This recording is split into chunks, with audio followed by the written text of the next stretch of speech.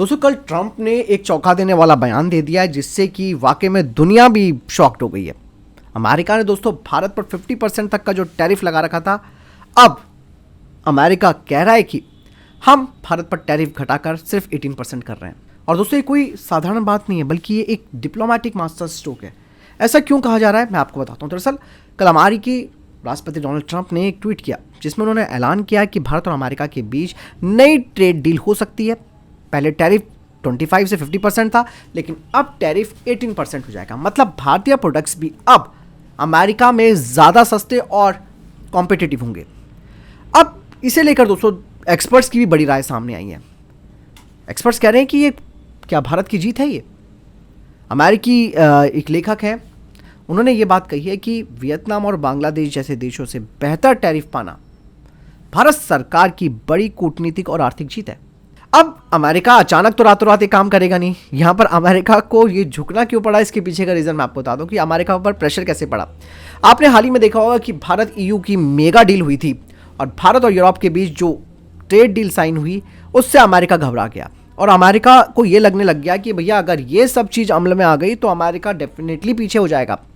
क्योंकि दोस्तों मैं आपको बता दूं कि कनाडाई एक्सपर्ट हैं जो जैक शोर, उन्होंने भी एक बड़ा स्टेटमेंट दिया। उन्होंने कहा कि भारत और EU डील 2 अरब लोगों का मार्केट बनती है दोस्तों, और इतनी बड़ी इकोनॉमी को अमेरिका नज़रअंदाज नहीं कर सकता।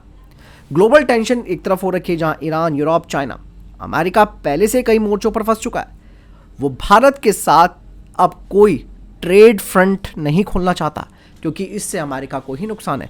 क्योंकि ऑलरेडी आपने देखा होगा कि ट्रेड वॉर अमेरिका और चाइना के बीच जब शुरू हुआ था तो अमेरिका के लिए एंट्री बंद हो गई चाइना में, और इवन चाइना के लिए भी एंट्री अमेरिका के लिए बंद हो गई। लेकिन दोस्तों आज की डेट में अमेरिका के पास सिर्फ एक ऑप्शन है कि भारत चाइना के बराबर ही मार्केट रखता है, तो अगर हम यहाँ पर एग्जिस्ट करेंगे तो शायद हमारी इंडस्ट्री यहाँ पर फिर से रिवाइव हो सकती हैं और जो टेंशन अमेरिका को झेलनी पड़ रही है, ये जो ट्रेड वार का जो खेल खेला है ट्रंप ने, उससे थोड़ी सी राहत मिल जाए।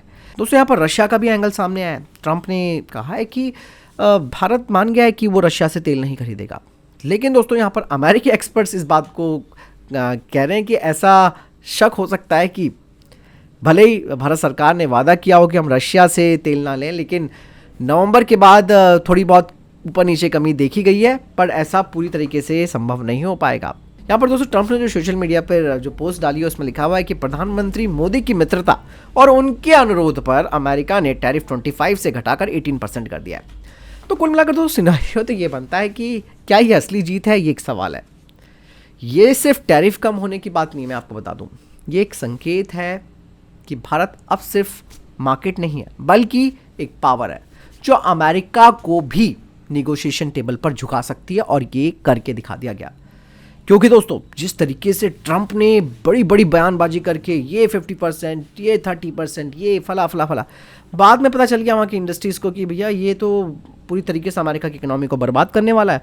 प्रेशर बना है अमेरिका के ऊपर, ट्रंप के ऊपर प्रेशर बना है, जिसे देखते हुए उन्होंने भारत के साथ वो एक तरीके से नेगोशिएशन टेबल पर आया। और आगे देखिए दोस्तों अभी बहुत सारी चीज़ें सामने आपको देखने को मिलेंगी। जिस तरीके से ट्रंप की पॉलिसीज़ ने दुनिया को परेशान कर रखा था, लेकिन आज वही जब उन्होंने भारत के साथ ट्रेड डील की बात करी और उसे 18% तक लाने की बात कही, तो आप समझ सकते हैं कि अमेरिका ये नहीं चाहता कि भाई भारत का यूरोप के साथ ट्रेड डील बढ़े, भारत का रशिया के साथ बढ़े, इवन अब तो चाइना के साथ भी थोड़ा बहुत ट्रेड डील हमारा फिर से शुरू हो गया है। ट्रेड हमारा फिर से शुरू होने की बातचीत हो चुकी है, ऑलमोस्ट कई सारी चीज़ें डन हो गई है। तो अकेला अमेरिका अलग थलग की भी केवल आप अपनी पावर प्रोजेक्शन के चक्कर में आप अपने देश की इकोनॉमी तो बर्बाद नहीं कर सकते, क्योंकि ऊपर से अमेरिका के ऊपर ये भी इल्ज़ाम लगाया कि तुमने वेनेजुएला पे बेमतलब का तुमने अटैक किया, और इससे यूरोपीय देश काफ़ी चिड़े हुए थे। फिर ट्रंप का ग्रीनलैंड वाला बयान भी आया, उससे भी यूरोपीय देश और ज़्यादा चिढ़ गए। तो उन्होंने कहा कि भैया अमेरिका भरोसेमंद और ट्रस्टेबल साथी नहीं है।